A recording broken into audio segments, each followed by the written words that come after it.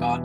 Thank you that we get to meet again and continue our discussion into end time events, into our role in prophecy as stewards of yours on this earth, as workers alongside you in trying to bring the great controversy to an end.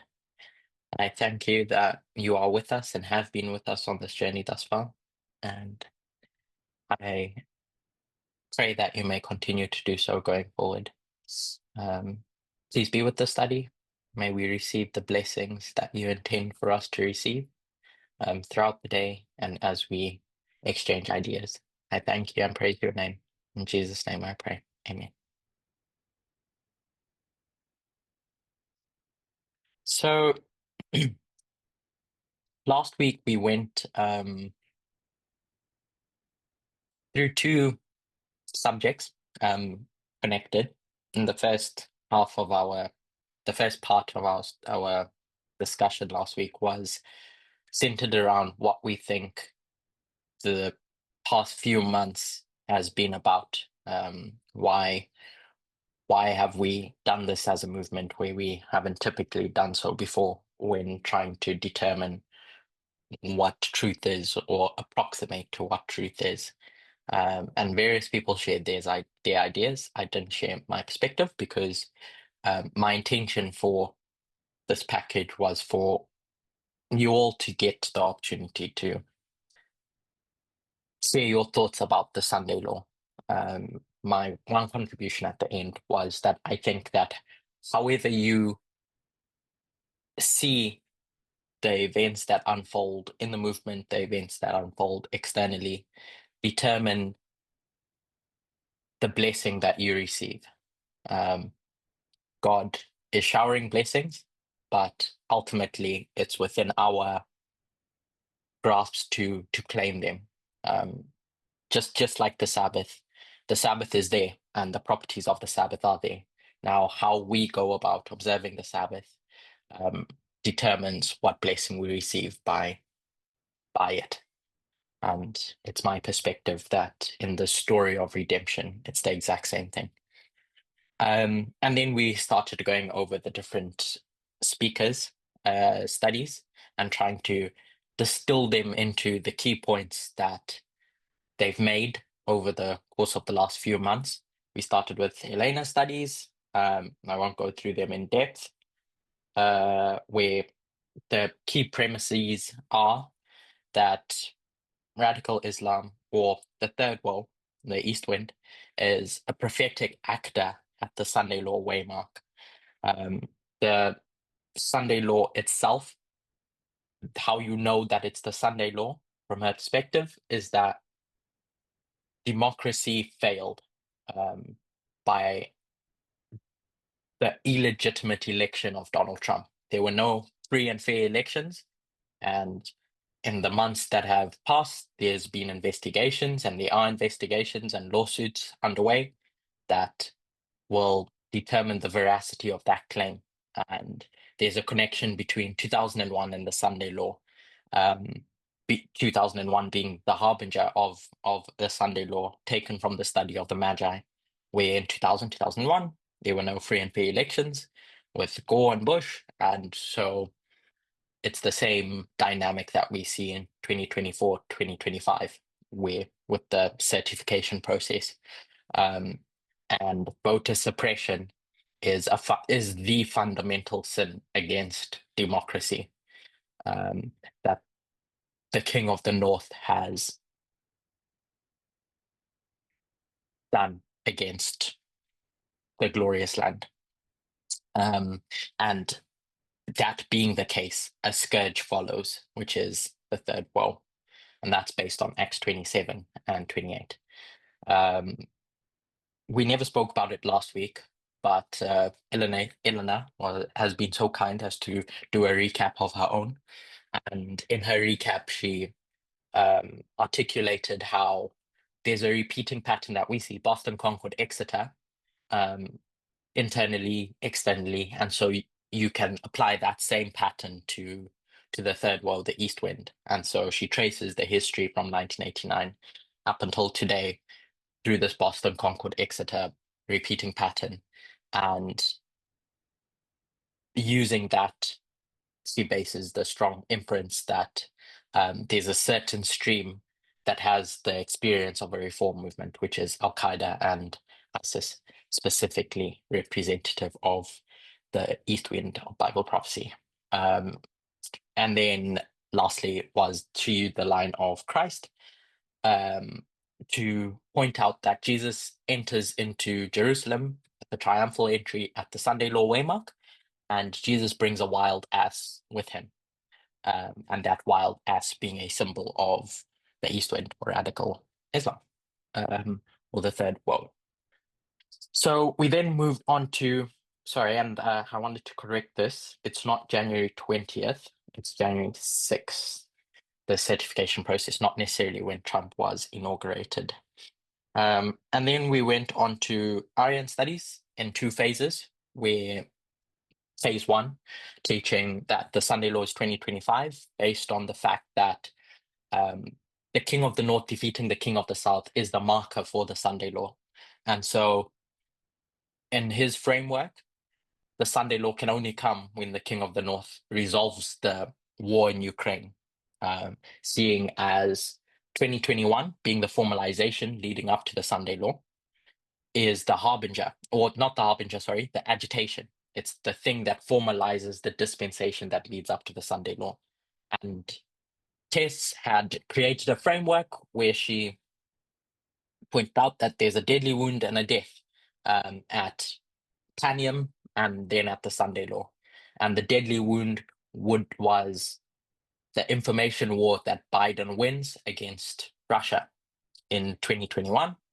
And under his studies, the death is the signal that the Sunday Law is here. So he goes through the history between 2021 and the Sunday Law Waymark to show this escalating tension or battle between the USA and Russia, the King of the North and the King of the South, which would culminate when, in Trump's words, he sorts out the mess on day 1. I don't know what day it is today of his presidency, but I'm pretty sure Trump meant that as a hyperbole, meaning he's going to resolve it quickly. And so hence, Arian saw 2025 as being the marker for when the Sunday Law would occur, amongst other frameworks that he used, the repeating pattern, the fact that the formalization is a mini Sunday Law, etc., etc.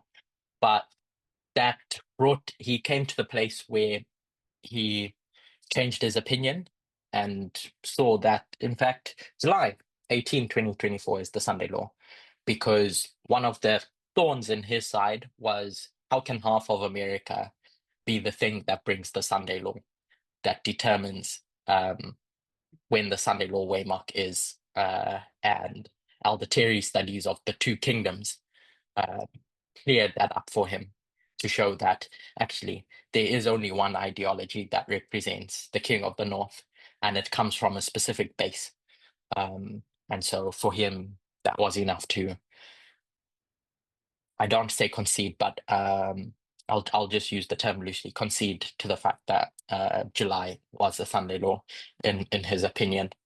And then we started talking about Aryan studies, and we didn't quite finish. So we'll go there for a bit today. The things that we did discuss were where he started in his studies. So he started, there were 2 components to his early studies, which was that the Sunday Law is tied to the mark of the beast.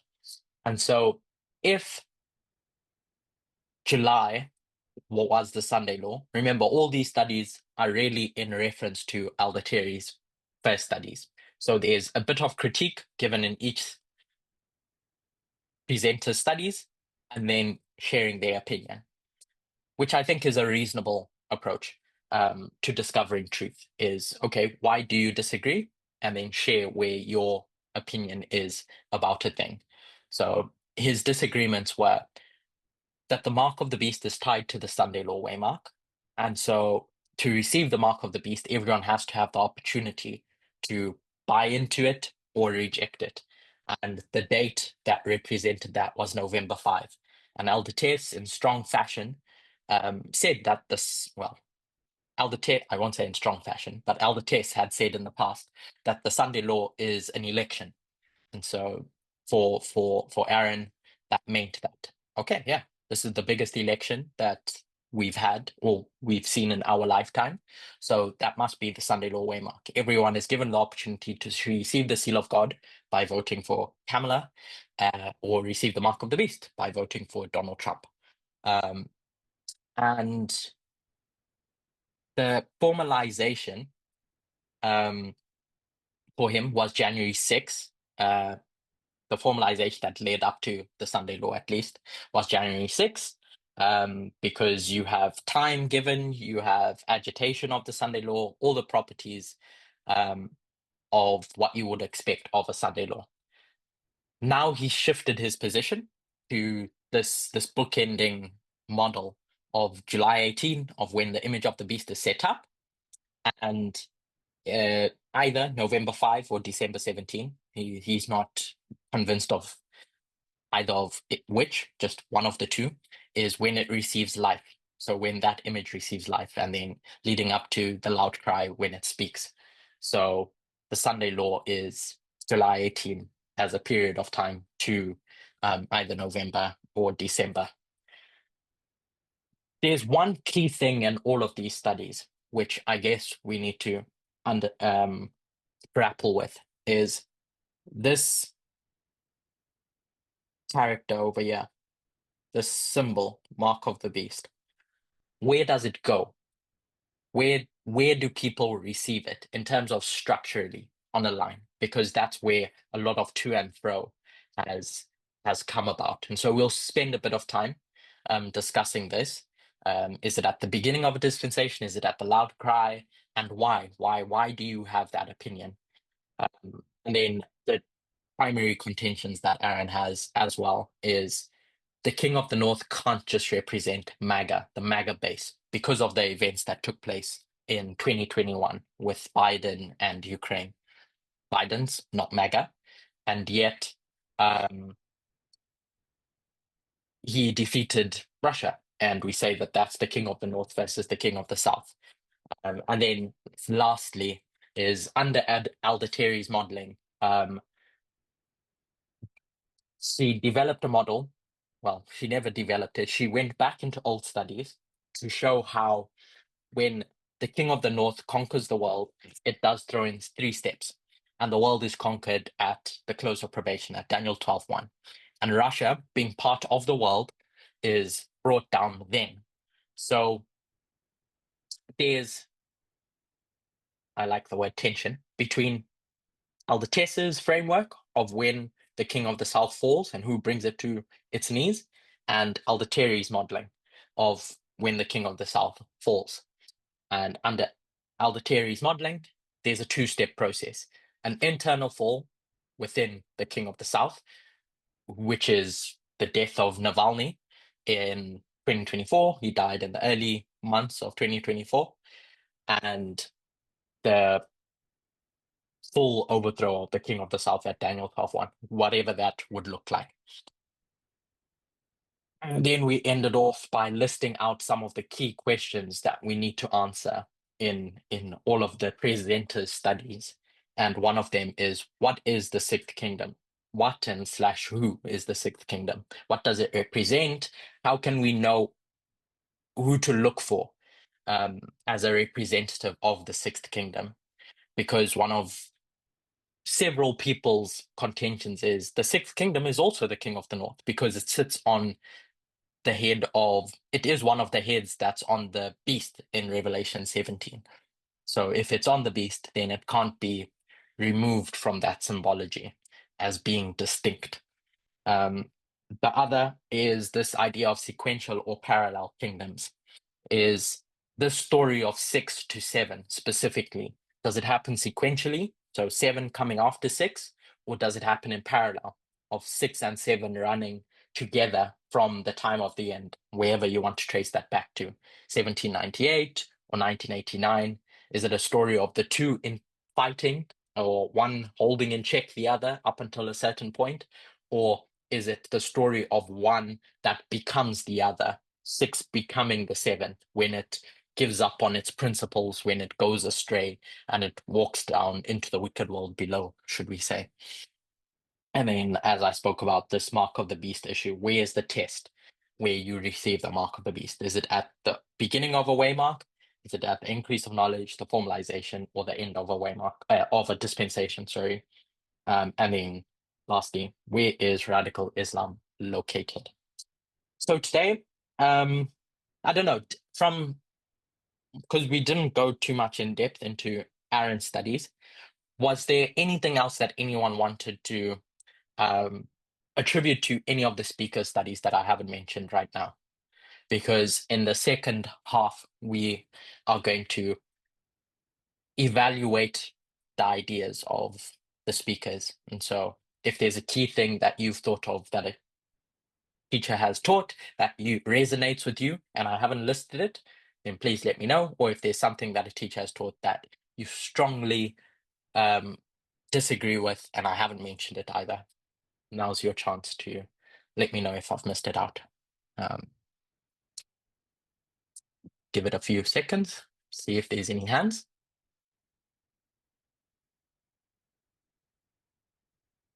Okay. So we'll move on to Alder Terry studies and my studies. I've not done this in a specific order. It's just how it's come about. And so let's go with Alder Terry studies. Now, there's a lot to unpackage here because unlike a lot of the other speakers who have done the same topic or same study and just added a bit of material here and there, Alder Terry has spoken about the same themes, but in different ways in the majority of her presentations. So it might be a bit trickier to pick out the exact themes. So I'll let you do so before I share what points that I got. But let's start off with where she started. What were her key points when she started her whole premise of we are in the Sunday law because of XYZ? How did that come about? And today, if you don't speak, if I notice that you haven't been participating, I will be choosing people because I'd like this to be as engaging and interactive as possible and want people to get involved. That's the whole point of all of this, is to get involved. So, Natalie.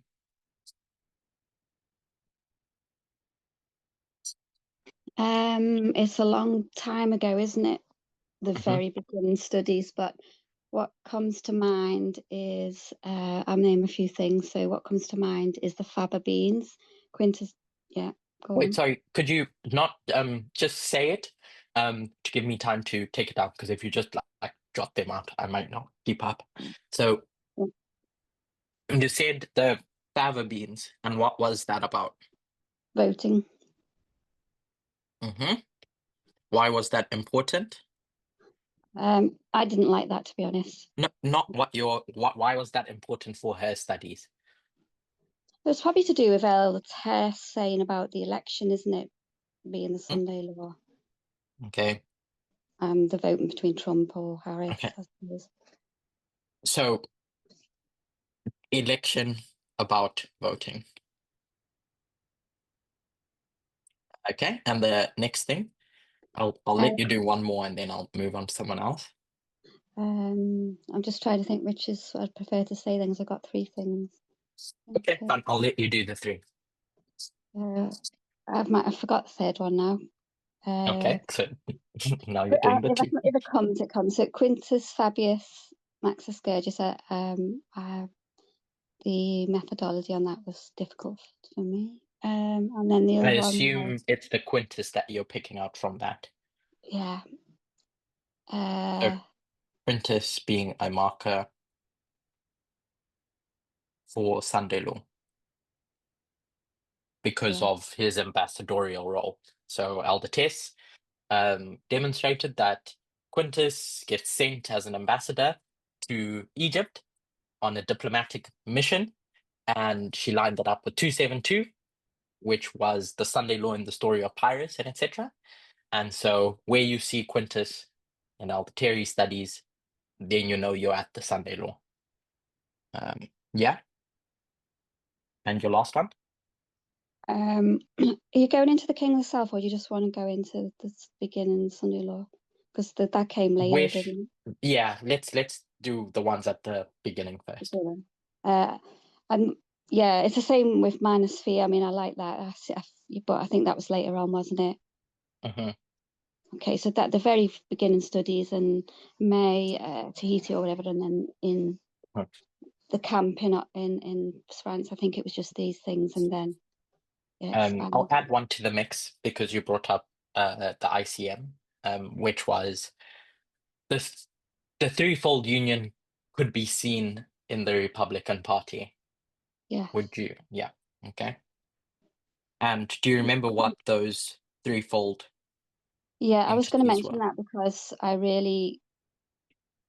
I wasn't for the Fava Beans and the QFMG, but then when she mentioned Integralist and the three, the bros, thingy bros, what are they called? Whoever the Integralist, I believe, yes, but the others, I think they've fallen away now. They're not with Trump, so I didn't even know what the bar stool was, to be honest. I must have missed that presentation in the past, but for the Integralist, I put a tick there, but the rest, I'm not too sure. Not what your opinions are yet. Yeah, but I agree. They're the three things that came up. What was the third one? Still conservatives. Does anyone remember? Was it Silicon Valley lot? Libertarianism, was it? Libertarian? What term did she give them? Anyone can jump in. Yeah. If you remember.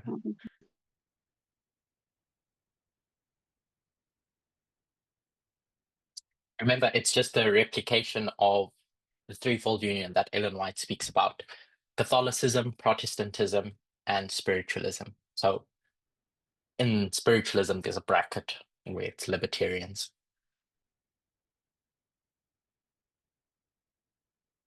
Okay, if no one can remember that because I can't, we'll move on. So that's where this whole Christian nationalism.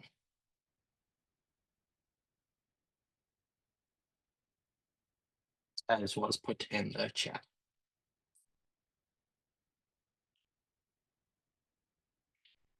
So she starts off with these premises that the Sunday law is marked by voting, an event where there's voting.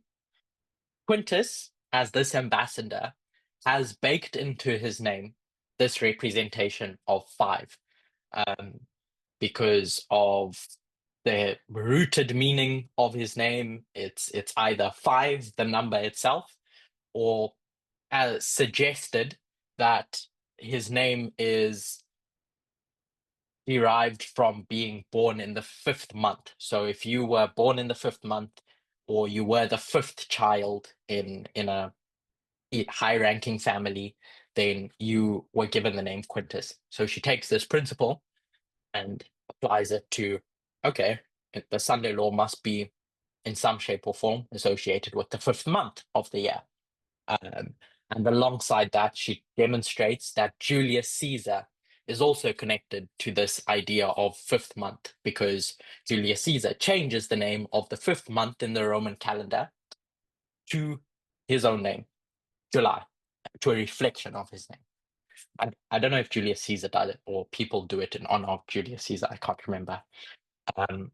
But there's all that. And so July in 2024 was about voting. So from her studies, she demonstrates that that's the Sunday law. And at the RNC, which was in the 5th month, which was about voting, you have 3 different factions within the Republican ideology that are represented in those events that come to give their support to Donald Trump. And this is the threefold union coalescing around Donald Trump being crowned king of the Republican Party. Months roll on, and now she's going to develop her ideas beyond those initial studies, that initial framework. And so where did she go from there? And now I'm pretty certain it might get fuzzy in terms of the chronology, but if there's any key points that anyone wants to contribute, let me know.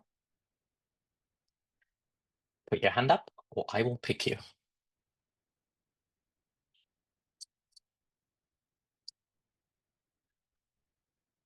Debbie, is there anything that you can recall from Aldateri's studies over the last few months? With regards to Sunday law? Mm-hmm. Anything she's taught, it may not necessarily have been, in her mind, a proof for the Sunday law, but something that she's taught over the last few months. I know that I can't remember all these things that are on the board, but I know that she brought in Acts 27, but I don't know if that's where you want to go with that. Do you remember what she spoke about in Acts 27? Gosh.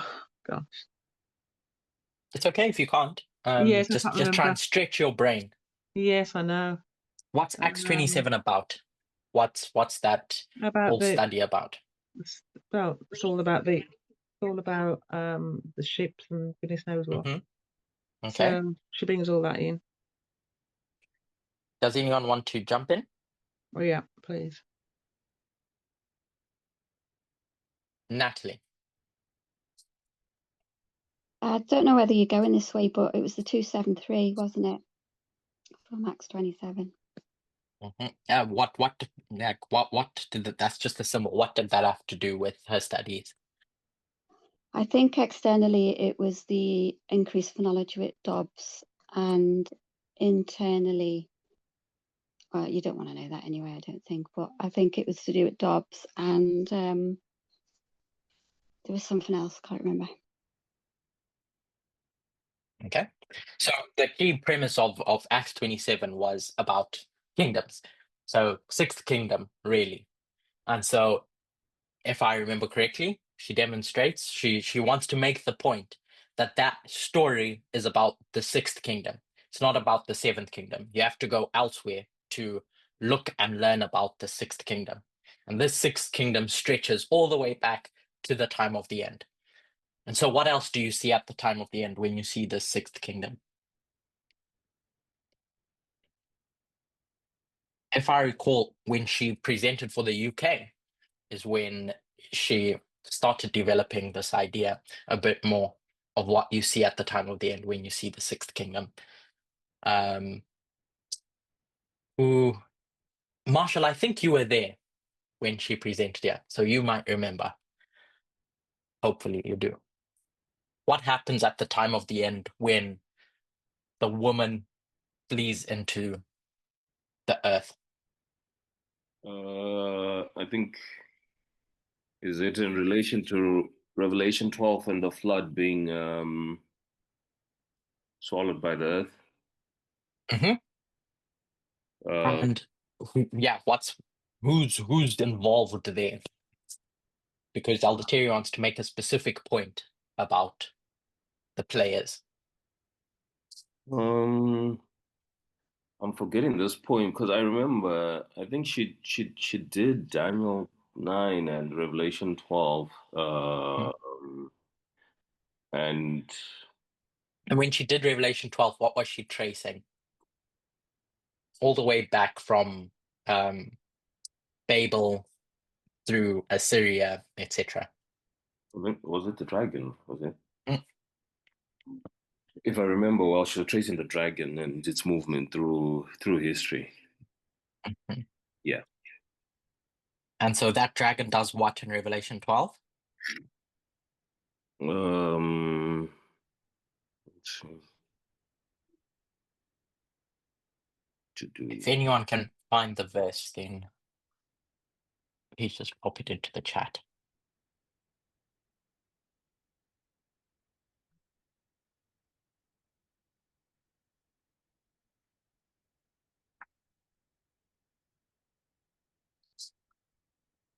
So just to jump in there, the key point that she's making is that the dragon follows the woman into the earth. So everything that's happening in Europe, the woman flees to go and find safety, and the dragon follows and chases after her. I saw you unmuted there, Marshall. Oh, you want sorry. to add? I was just saying. I think it's the last three verses of Revelation 12 that speak about that flood and the woman, and then the dragon wrath with the woman.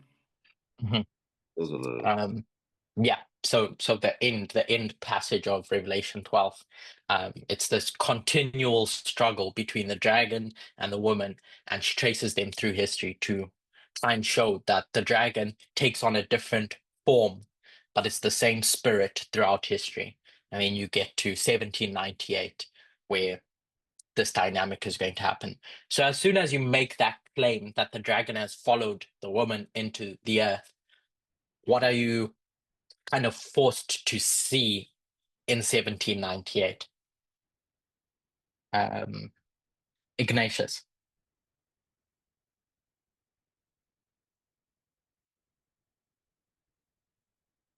Are you there? Cedri. Sorry, I just came, so okay. I can't answer. Okay, that's okay. Rose? Is it the seventh kingdom? So we have the sixth over here. Now the seventh has followed the woman. And what's going to happen with the sixth and the seventh kingdom throughout history from the time of the end? They're going to run concurrently. They're going to or parallel. Yeah, you can concurrent, parallel, same thing. And one's going to restrain the other up until you get to a specific point in time, which we're just going to say for argument's sake is the Sunday law, where now the sixth kingdom is going to stop its job, fail or lose strength, lose their energy, for whatever reason, in restraining the seventh kingdom. And the seventh kingdom is going to rise and be crowned the king of the north, or we'll say ruling over America. Does anyone have a different point? We'll elaborate on this because for me, at least, this is one of the key things to take away from these studies. Does anyone remember anything else that she's taught? Susan.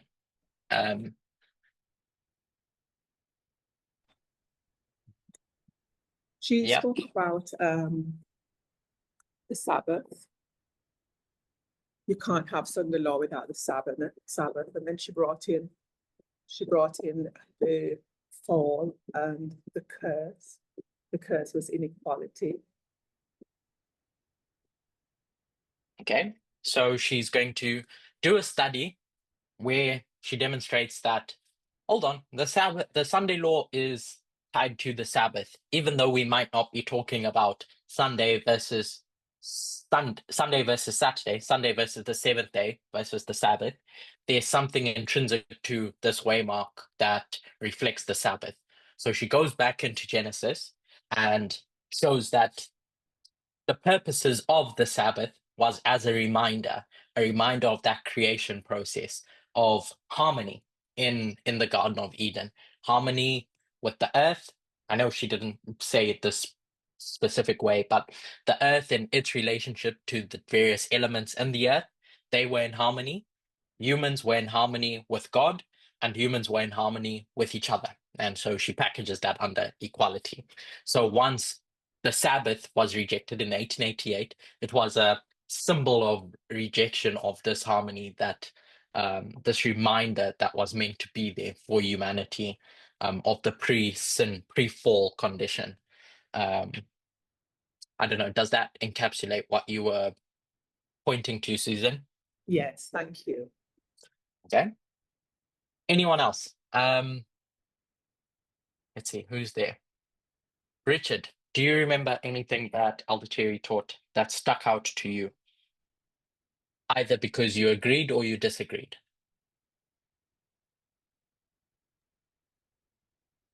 I don't usually disagree, but I do. You don't have to tell me what your opinion is. I just used that as a primer to find out. Is there anything that you remember? I think that comes to mind. No. I think Okay. people have the different skills and ways of presenting, and there are differences at times, though it's not, I don't believe, intentional. Okay. Andres. Yeah, so I have two things. One is the idea, the distinction between the national Sunday law and the global Sunday law, and then just another thing that stood out in my mind. Well, let's elaborate on that one a bit. Okay. Yeah. Where's that coming from? What's that about? So you've just told us something. Can you tell us what's it about? How she got to that, simply, in your own words? Yes. So I think it's something that was taught in the past in the movement, and she recognized that she was bringing that concept back into our minds, but because she thought it was important for us now, and the concept being that the Sunday law has this initial phase, which is national to the United States, and then it progresses into other, or it moves to other countries. So when we used to think about the Sunday law as a literal thing, it was a law that was passed in the US, and then other countries followed one by one until it was a global thing. So this one would be the glorious land, where the king of the north goes and enters the glorious land. Yes. And this would be where the king of the north, just using that same terminology, enters the world. Is that fair to say? And that would line up. So national Sunday law would line up with the waymark that we call the Sunday law, and the worldwide Sunday law with close operation. Does anyone recall why worldwide Sunday law would line up with Daniel 12:1? Where's that coming from?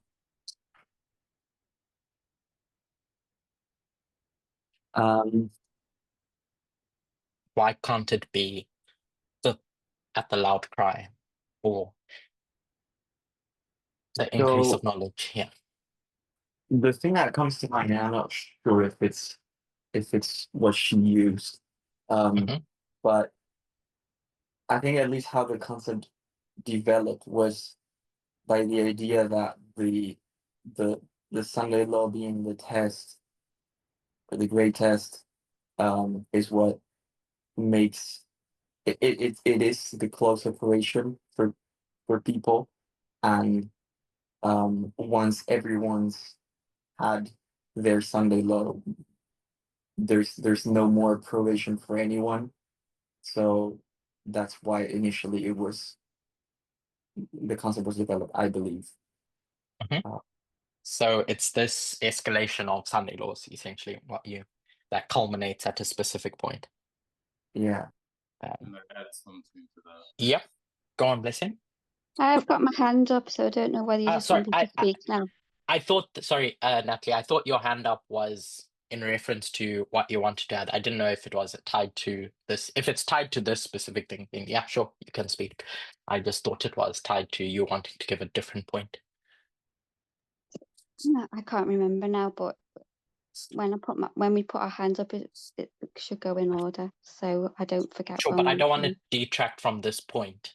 I don't want to go on to a different point. It might have been that point, but I can't remember now. Okay, so what do you want to say now? I can't remember. Okay. Once you remember, I'll come back to you. Blessing? I just wanted to say that Ellen White is a model of God judging the nation, keeping tabs on the nation. And I think she uses the symbology of the cup, nations filling the cups. And she uses it also within the context of these Sunday laws, that basically as the Sunday law gains traction, nations are filling the cup. So I think that's where she developed this model, she being Ellen White, that once you get to a point where the Sunday law issue is universal, then the time to judge the nations has arrived. So she says, when this, I think she says, of course, there's a quote where she explicitly says, when it becomes universal, and then the Lord will rise up to, she quotes the Bible, rise up to judge the nations, executive judgment, which we mark as close to completion. So I think Elder Jeff took and then created the model that we have. The crisis beginning with the national, and then climaxing with this issue becoming universal. And is that associated to Jacob's time of trouble, or is that a separate issue? So when she was speaking about it, she was talking about the time of trouble in Daniel. The plagues. Yeah. Which is not exactly Jacob's time of trouble, even though you can relate it to just that time period.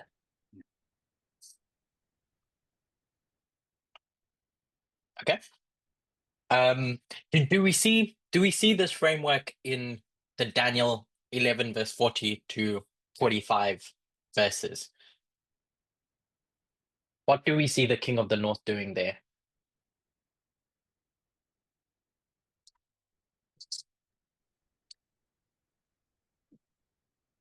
Natalie? Do you mean like entering the glorious land? So verse 41, we have the King of the North entering into the glorious land, and then what does the King of the North do? I would put the King of the North entering into the glorious land at Sunday law, but then what was your question, sorry? Obviously it entered in 90 days. Isn't that verse 41? Yeah, it has the woman has the beast to ride, isn't it? In 41. So let's read verse 41, then 11 verse 41.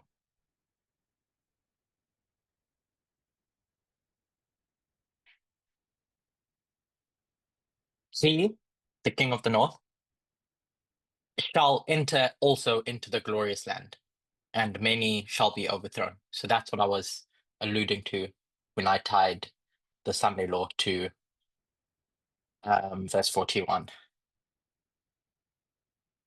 Do you see it the same way? What's your question? Sorry, what was your original question? So my original question was, in these verses, this two-step process of glorious land, world, where do we see it in those verses of verse 40 to 45?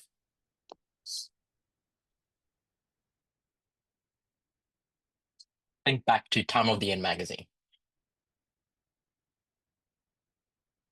Andres, I don't know if your hand is up in wanting to answer that question.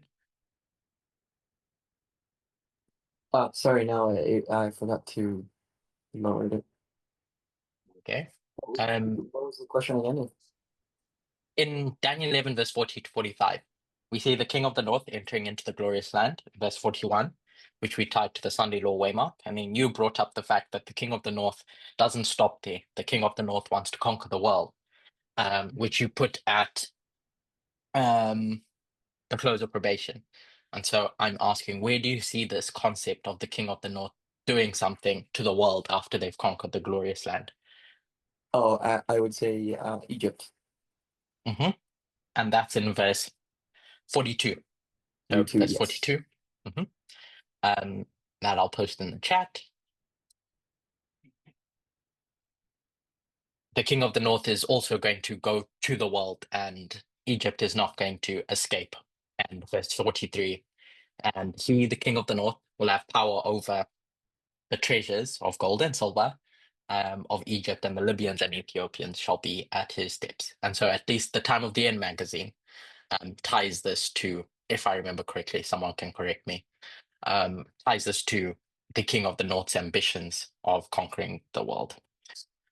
Okay, so Other than that, before we move on onto other studies, is there anything else that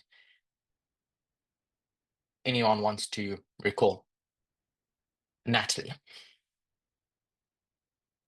There's a couple of things. So we've got the sin of the Sixth Kingdom. I think Elder Terry mentioned it was the sin of Babylon was the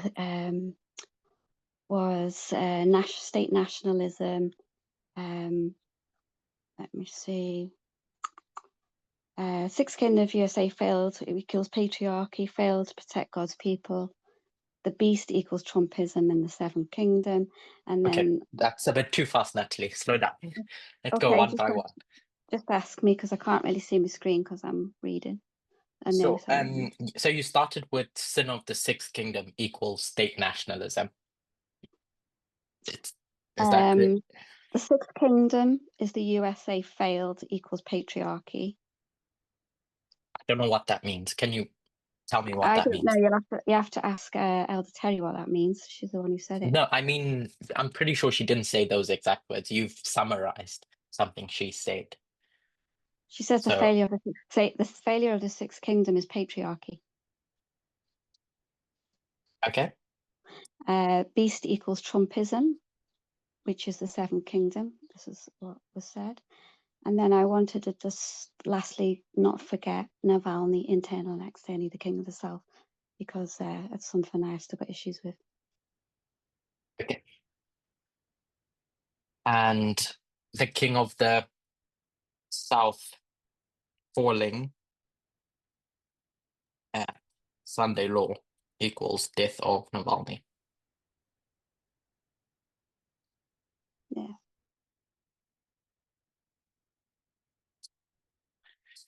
She uses the same framework that is happening here of first internal, then external, to demonstrate that the King of the South follows the same pattern, internal, external. And the issue with Navalny is that in her framework, when Navalny dies, it's the King of the South's last hope for democracy. And so it falls here at the glorious land internally. Okay.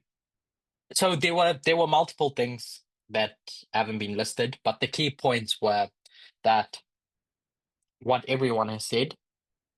In 2014, you had the purging of the Republican Party.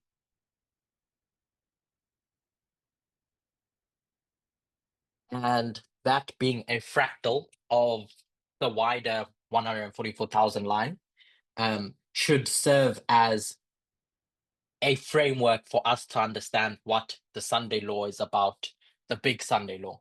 And so if you overlay 2014 with the big Sunday law, which is going to tie to 2024, you can see that there's a work that begins in 2014 through the purging of the Republican Party that culminates in Trump having gone through his first term, demonstrated who he is, what type of leader he is, being crowned as king of that party in spite of everything that they know. And so all the moderates have been cleaned out at that point. Then she goes back to January 6th to demonstrate that when they tried to overthrow the election and they failed, there was a work done to escalate that work of purging the Republican Party to get to where we are today. So the RNC is the culmination of this work that began in 2014. One of the other things is that she also tries to demonstrate that the arrival in a dispensation is not the test. It's not the testing waymark. So you have this increase of knowledge. Does anyone remember how she does that? What her basis is for demonstrating that the test is, yeah. and not at the arrival.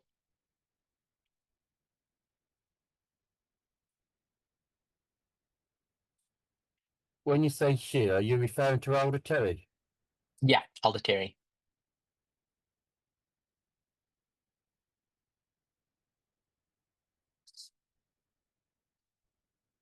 Okay, we'll move on. Shall I just mention about the agricultural model? I think she uses that and talks about progressive message, unsealing, latter raise, And what judgment does of she pull living. out from? Okay.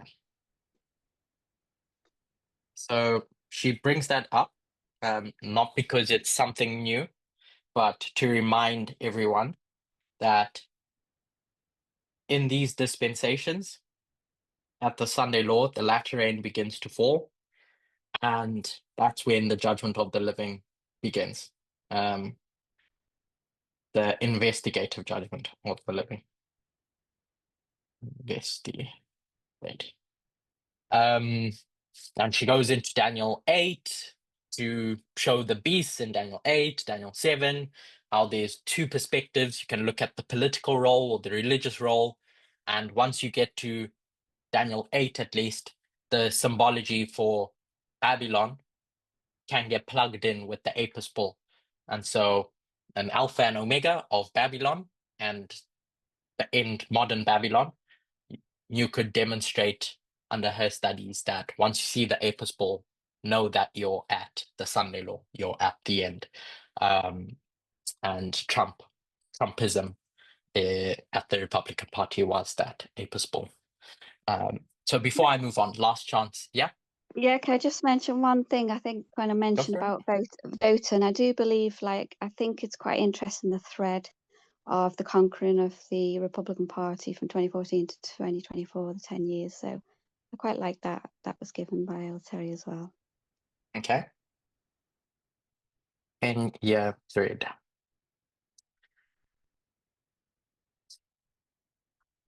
Okay. We'll move on to Curtis's studies. Now, I can't remember anything, so I'm going to rely on you all. It's just before you move, sorry, can you just, that question you just about the, I'm not sure how the agriculture model answered the question, but I was going to say, because your question was, why is the test at formalization, not at arrival? Yeah. And I thought... I thought Natalie was giving that as a separate point, sorry, but okay, yeah.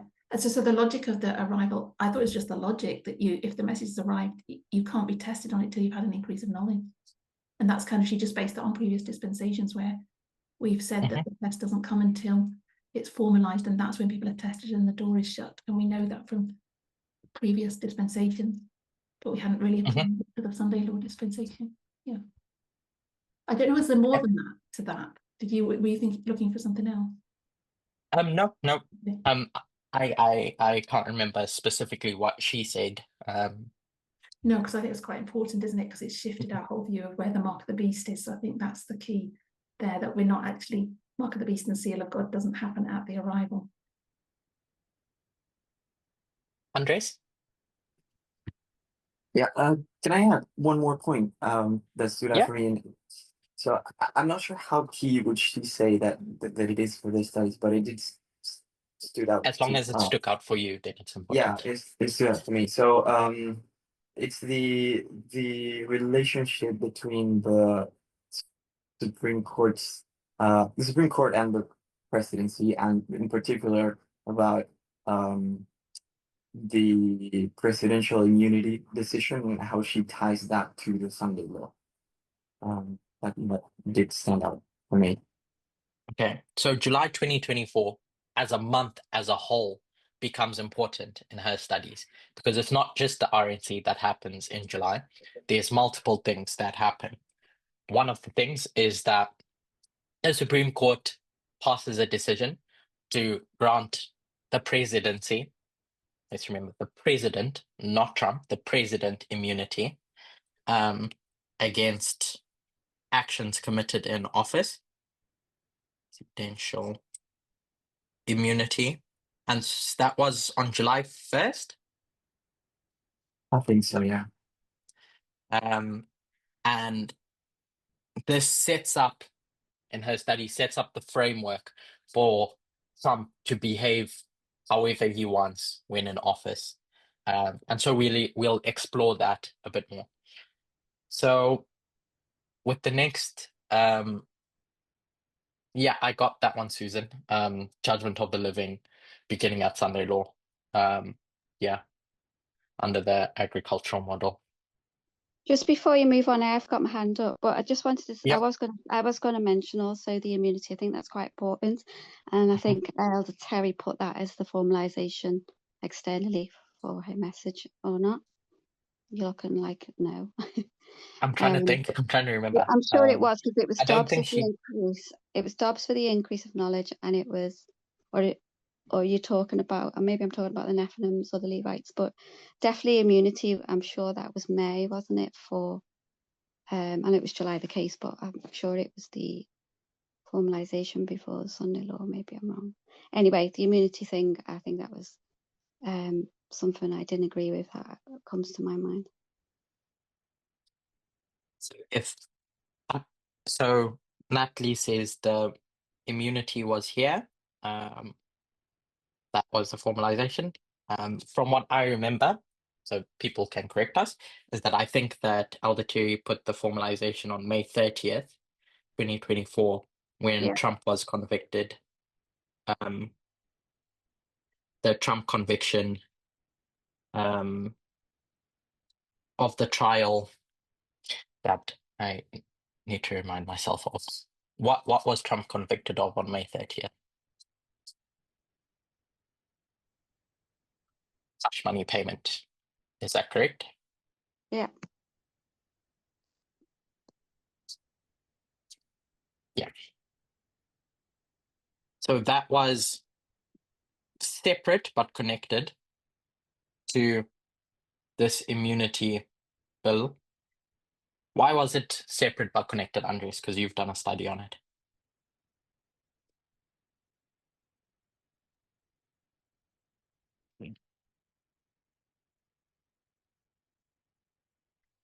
Are you speaking? Because I can see you're unmuted, but I can't hear you.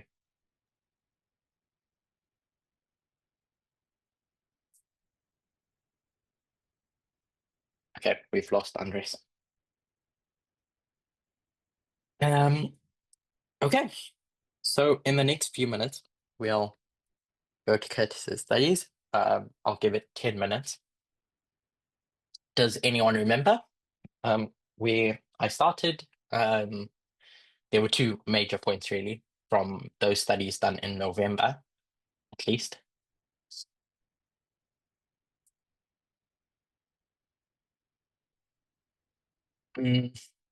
So, Natalie, you've got your hand up, but if you'll allow me, I just want to pick people who haven't spoken for a bit. If that's okay. Manjit, do you remember? I remember you sitting there, so I hope you remember. No, sorry. Okay, that's okay. Who hasn't spoken? Charity.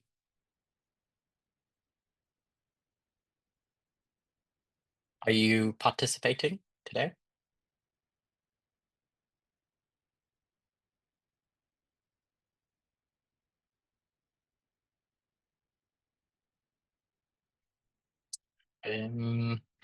Emma. I think the major thing that stuck out for me was you were talking about the fall of democracy and how democracies have fallen in the past, how a dictator, a populist person comes to power. And it's through the fact that the not the far right, the central right parties, the right wing fails to preserve the country from that dictator, allows them to rise up. And you cited Hitler and I think Julius Caesar. I'm not sure in that presentation, but definitely Hitler, I think, of how he came to power. Gatekeeper, that's it, yeah. Should act as gatekeepers for the country to preserve the democracy. For the whole country? Or did I say for half the country? The whole country, yeah. And you're linking that to, I guess, all the Terry studies that showing when at the RNC when Trump's crowned king, that's shows this fall of democracy.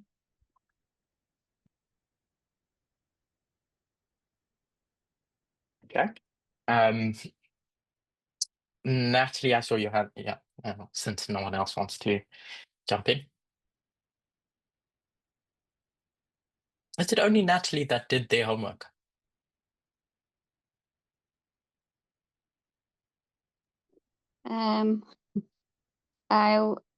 I can't. It's so far. Are you talking about when we were in Wales when you did that? Is that your Yeah. first study? What stuck in my mind was the plain of Dora. Is that right? That, you know, 'cause for me that's the image of the beast being set up there. So that was quite stuck in my mind. That was quite important.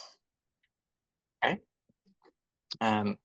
Yeah. So in those studies, I tried to show this repeating pattern where in every dispensation that we had up until that point, you had the repeating pattern demonstrate that at the formalization is where you have the test. So 2018, 1996, 2012, 2018, and so on. There's this repeating pattern that shows that the test is at the formalization and not at the arrival. And the biblical story or framework that I used to justify that position was the Hebrew boys on the plain of Dura with Nebuchadnezzar. That Nebuchadnezzar comes onto the scene, unveils the statue, which would be the image. He calls the officials to come and see what he's created. So everyone knows there's an increase of knowledge of what's going on there. And then now they're going to be tested when all the instruments start playing. So the music starts playing. And I think it says in the verses specifically, there's a cry made to come and bow down and worship. And so by comparing and contrasting internally where we give a loud cry, my premise was that you can show that now the King of the North and this movement are running parallel, moving in sync. So the loud cry that we give is paralleled by the loud cry that the image of the beast gives to worship. The image of we are saying, worship us, join our movement in our loud cry. And the image of the beast is saying, or crying out loud, worship me and join my movement. And so that was the basis for connecting the test to the formalization, which would be the loud cry, up until you get to the point where judgment is going to happen. They're going to be thrown in the lake of fire because they didn't bow down, and they're going to survive because they passed the test in the eyes of God. So Susan, you've got your hand up. I know it's not in sequential order, because you did so many things, but this one thing came to mind that. Oh, sorry. Was it connected to this before we move on? Okay. No. Someone put their hand up while I was drawing this. I think it was you, Natalie. Yeah, it was just before we move on. Yeah. It's okay. I think you answered my question because I thought you were putting the music in F3 before the Sunday Law, but then you went on to say it was a loud cry, so it's okay. Mm-hmm. Okay. Cool. So yeah, to you, Susan. So those were the two key premises of those initial studies, and from there, I just sought to elaborate on them and build on them. So you can go in whatever order now, Susan. Andres, I'm sorry, but is your hand up because you want to say something, or is that from your past hand up? If it's from the past, could you put it down?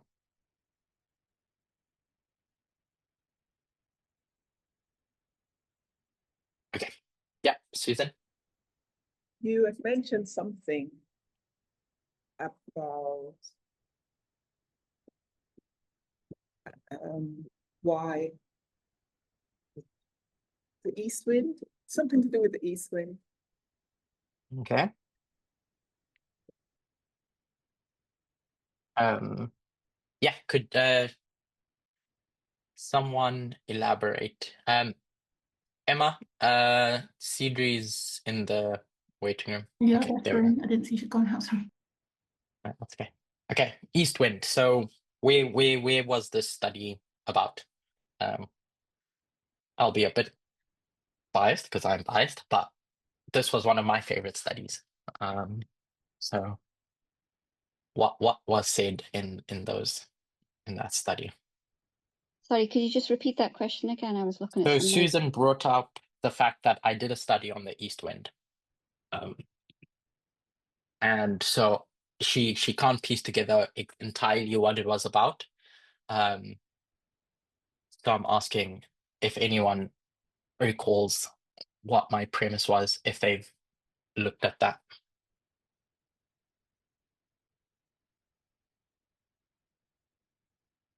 I looked through it, but so much I Okay, can't remember. yeah.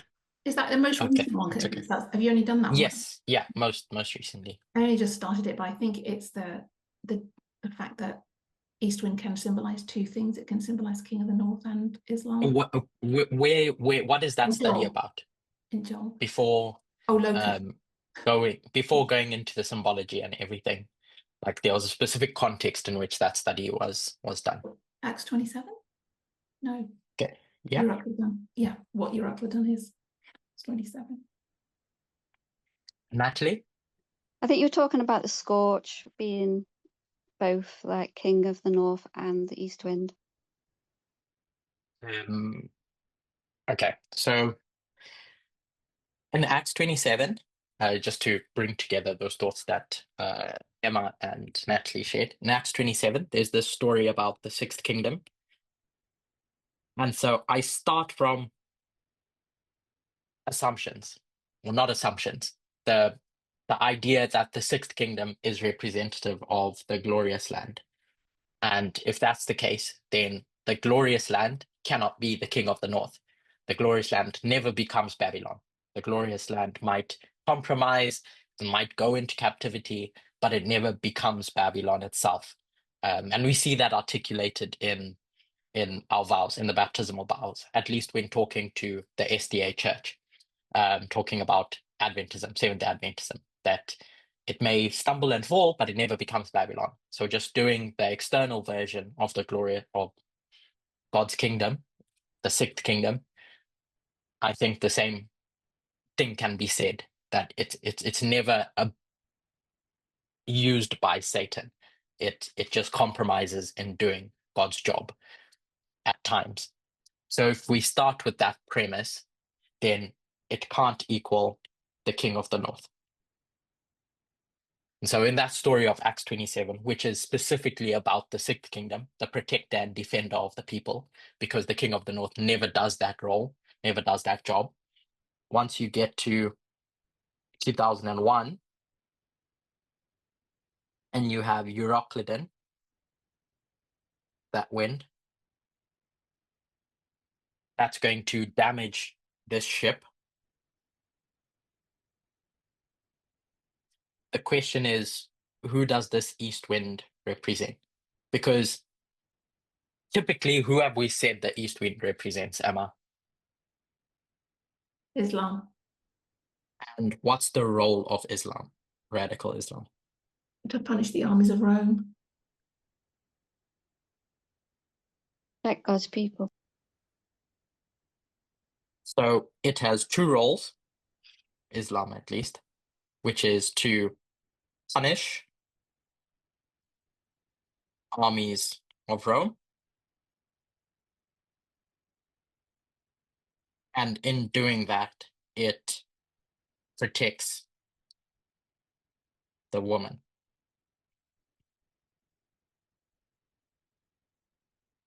The church, God's people, etc. So if that's the case, can this symbol be a thing that damages the Sixth Kingdom? Blessing.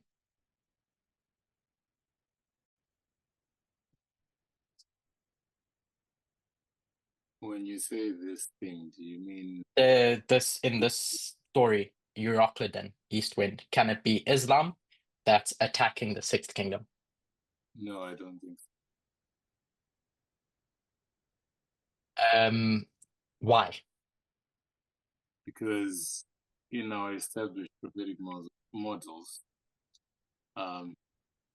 Islam was never identified as a scourge against God's people or the symbol of God's kingdom. Because there is a scourge already that does that, which is? King of the North. So throughout ancient Israel's history, whenever the glorious land misbehaves, God is going to send someone to put them back in their place. And I'm using strong language, it may not be as representative of that. But in essence, God is going to scourge the glorious land. And the tool that God consistently uses to do that is the King of the North. So, Emma, you brought up something, Natalie, yeah? I was just going to say, I think 9/11 could still, radical Islam could still be punishing the seventh kingdom in the sense, but it was restrained, because if the sixth and the seventh run concurrently, why wouldn't it restrain the seventh? Mm-hmm. So you brought up the fact that 9/11 equals scourge against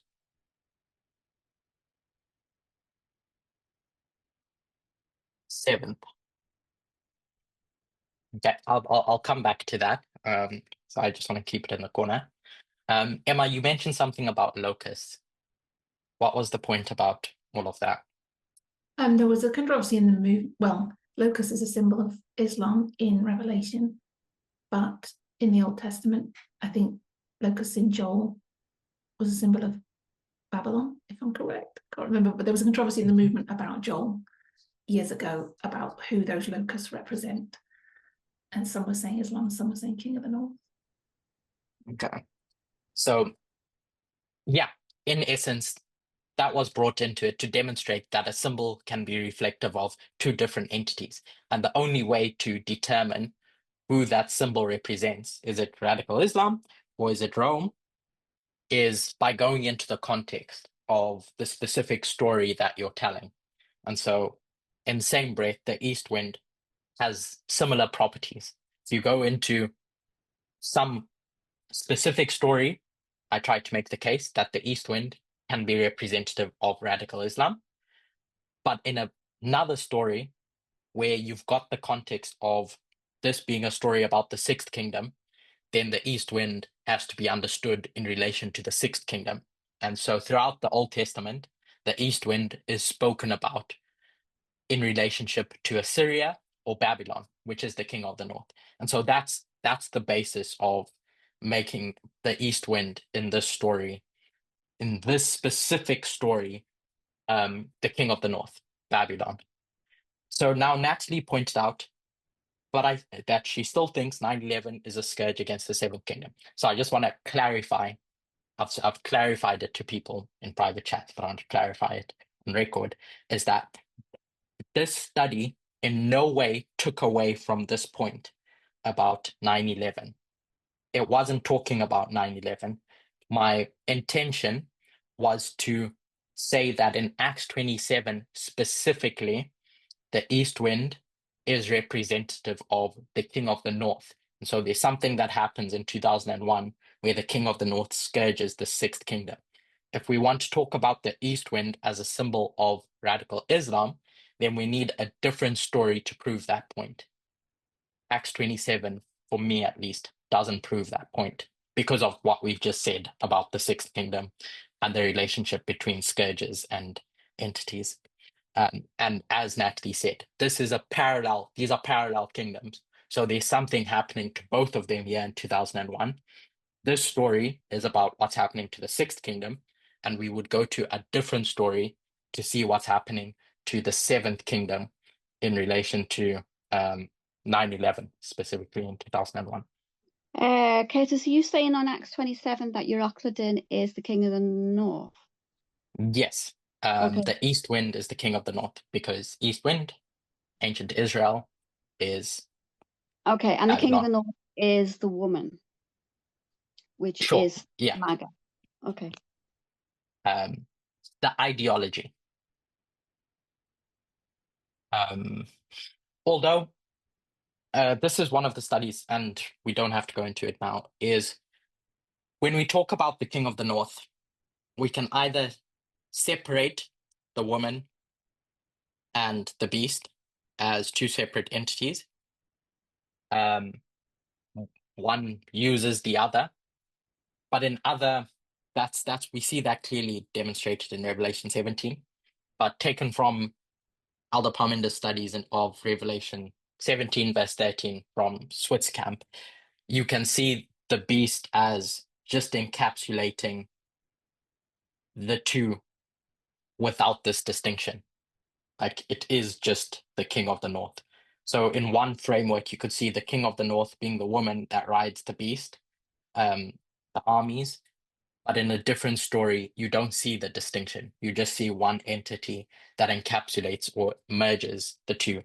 And at least in my studies, I tried to demonstrate that this is a better reflection of what state nationalism is. Because now the state itself is going to enforce an ideology that needs to be worshipped about itself. It's going to take on something about itself, whereas the woman is using the beast to bring worship to the woman. Whereas under state nationalism framework, the state has an ideology that wants to be worshipped, and that is more reflected in the Revelation 13 perspective. So I say yes to when you say, is it the woman that's the King of the North? Yeah. But in a different perspective, I think it's more complicated than that. Emma. Can I just... Oh, sorry, Natalie's had her hand up. Yeah. About on that subject. So if you, so I can see it. Let me just take my hand on where you should. One second. I can't see the board. So basically, when Elder Terry said that when you look at a horse and a horse rider, they become one. They mold into one. You're kind of saying that's what Elder Parminder said in Revelation 13, where you can't see them separate. The woman and the beast, they're together. Basically, it's church and state. Is that what you're saying? To a degree. Besides what you pointed out at the end bit of its church and state. Because again, as soon as you use the church and state modeling, you're saying it's the church controlling the state.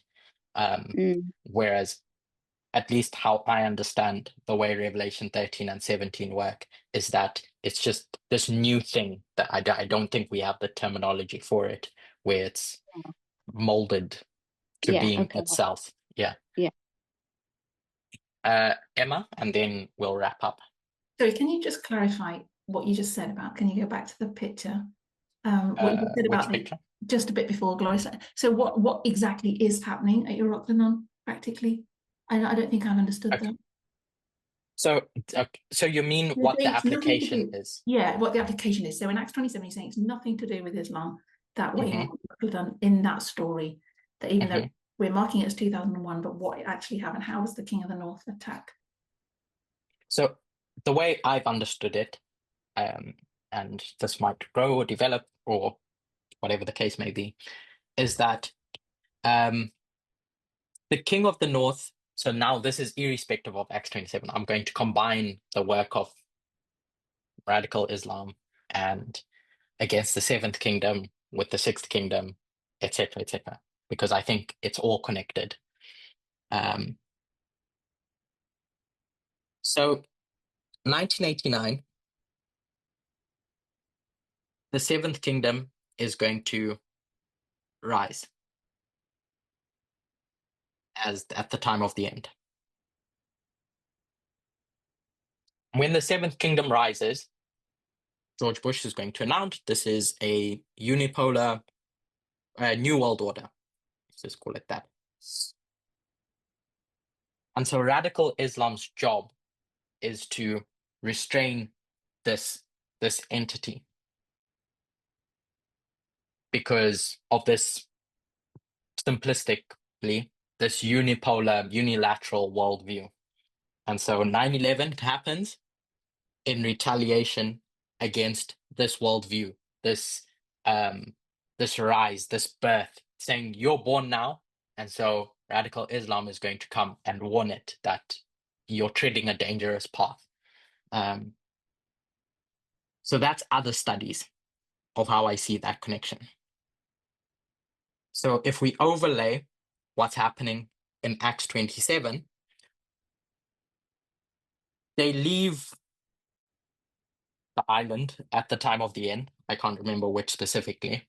And the sailors on board see there's a favorable wind. The south wind has blown. I think the south wind is representative of the King of the South. What date have you got there, Curtis? 1989, thank you. 1991, the King of the South has fallen, and the sailors on board think that, hey, this is a good thing.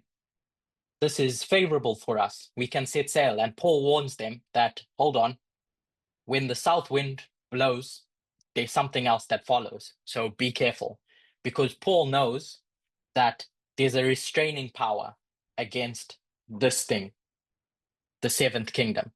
Paul knows that there's an entity in prophecy that is restraining the seventh kingdom. So if that entity is taken out the way, then it means this seventh kingdom can now do its bidding. And this entity is the King of the South. So they think, the sailors on board think that Russia's fallen, the USSR has fallen. This is great for us, the sixth kingdom. Let's move. But because the restraining element is taken out the way, the seventh kingdom can now do its bidding.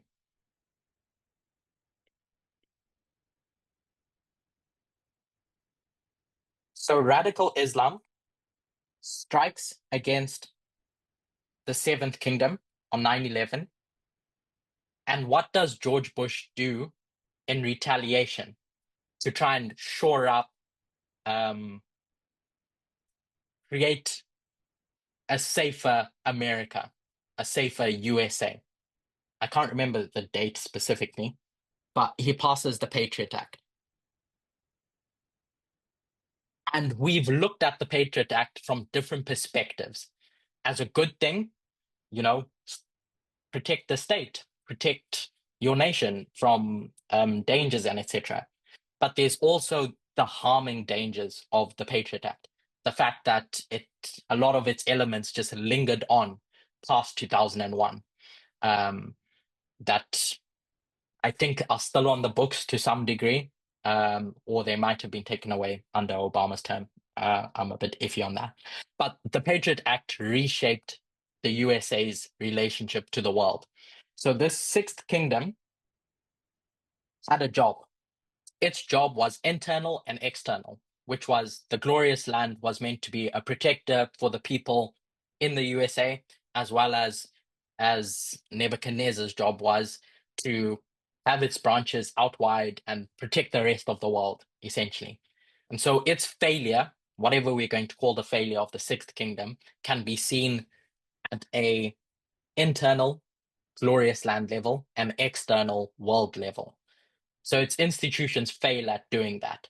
So now the seventh kingdom is going to say, you've not been tough enough on crime, crime of all these state actors. So here's the Patriot Act to do that. And the Patriot Act takes away all these liberties. Everyone cheers it on as this thing that's going to do good. I think all Democrats and Republicans voted for it unanimously. But then a few years roll on and Democrats realize that, hold on, what did we just usher in? Because there's a lot of stuff in there that is actually harmful to civil liberties, to our freedoms, and etc. This waymark is a harbinger of the close of probation.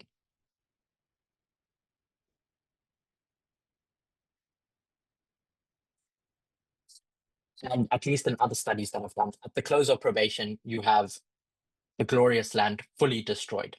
Well, let me not say fully, it's destroyed. So it happens in two steps. First internal and then external. And so there's something that brings judgment against the Sixth Kingdom at the close of probation. And so my suggestion is this is a harbinger of that. So in the same breath, if anyone remembers Elder Tessa's studies about Abraham Lincoln and the Civil War, where you have what looked like a good thing being the marker of a dictator. What does Abraham Lincoln do? Because he sees the threat from the South, and so he does something. He passes something in 1863 or 1865. I can't remember. Are you on about the Fugitive Slave Act? No, No. Abraham Lincoln didn't pass the Fugitive Slave Act. Oh, He suspends something. he suspended. Can't remember. Anyone remember? No. Habeas corpus. Oh yeah. So in 1863, Lincoln suspends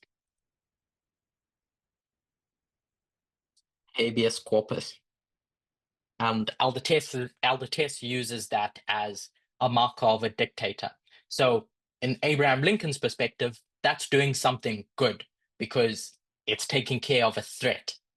But in terms of overreach of power, perhaps you could use it as a symbol of the executive branch doing more than constitutionally it should have been able to do. And so in the same breath, I liken the Patriot Act to that as a marker for the dictator that stands up at the close of probation. In every dictatorship, a threat, something happens, an external threat does something, and dictators use that as an excuse to consolidate power to take care of the threat. So habeas corpus is one. Hitler, with the threat of the communists, there's the Reichstag fire that takes place, and he uses that as the threat, communists as the threat, and then I can't remember the specific date, but consolidates power to deal with the threat. And so, in essence, the threat is radical Islam in 9/11, and then to deal with that is the Patriot Act. But the Patriot Act has consequences because it's going to deal with the threat, but it's going to have implications and ramifications for the glorious land, which live on beyond 2001. So does that answer your question, Emma? Yes, kind of, but then I don't know, because I'm thinking, so you're basically saying that even though the Republicans and the Democrats voted for that because it was introduced by what we would say is the King of the North, that's the King of the North attacking the glorious land. Yeah, essentially, because in any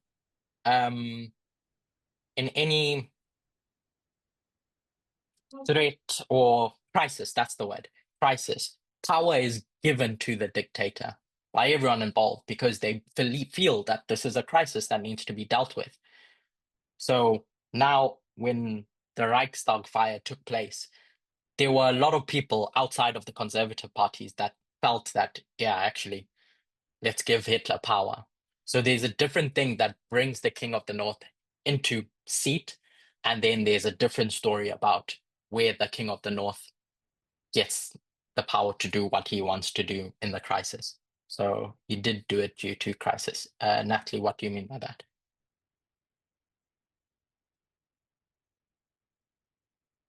Wasn't it to remain to keep the Who's Union he? security? Yeah, Lincoln. That's what I meant by crisis. Yeah, exactly.